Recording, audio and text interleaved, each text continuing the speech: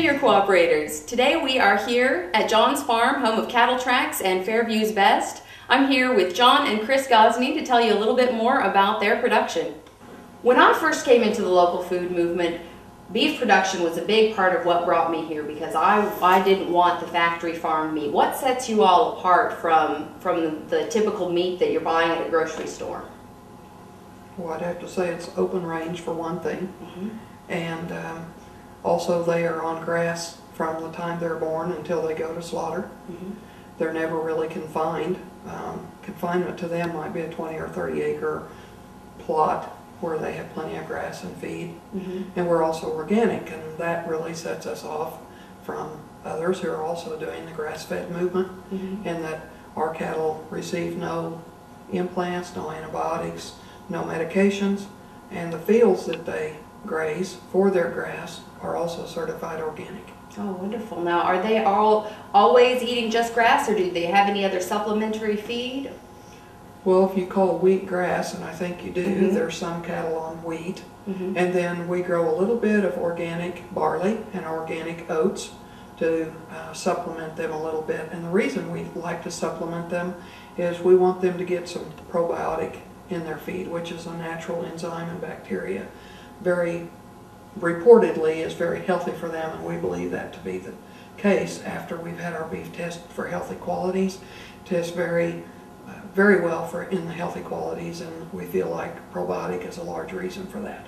So what is the origin of the cattle that you have here on John's Farm?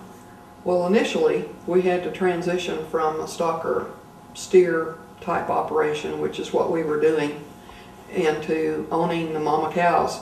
And in order for our cattle to be certified organic, those calves must be born on our farm, stay on our farm, be certified organic all the way through, and then go to eventually to an organic processor. What can you tell us about Fairview's Best?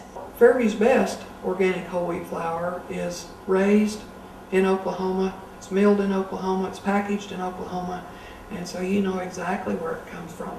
And I believe that kind of sets it apart from some of the other that is available. Absolutely, that kind of quality I know is what a lot of our customers are looking for. How did you start out farming? Did you grow up with it, or? Grew up as a farmer, yes.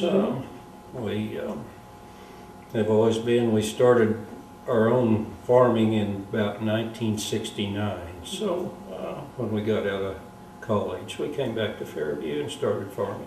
So we were conventional farmers at that time, though. So.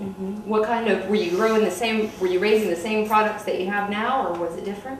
Yeah, it was basically a wheat cattle farm, yes, always have been, yes. So we got started in the organics in around 1995, 6, 7, along in there, and got into the direct marketing at that time. So.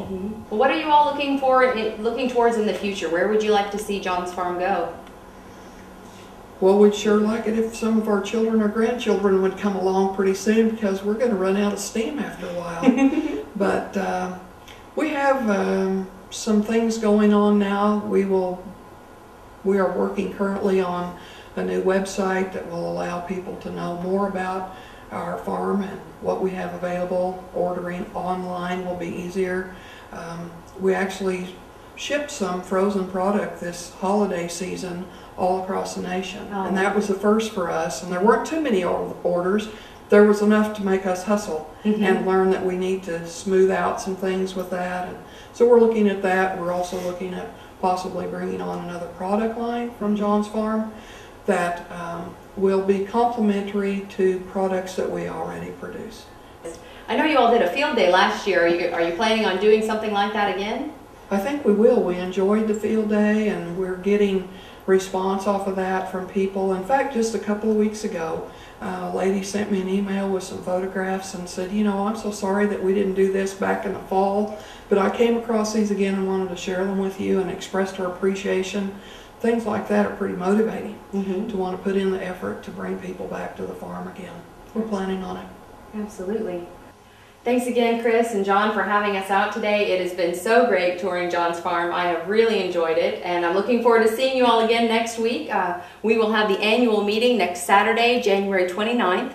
It's at 13301 South Pennsylvania Avenue.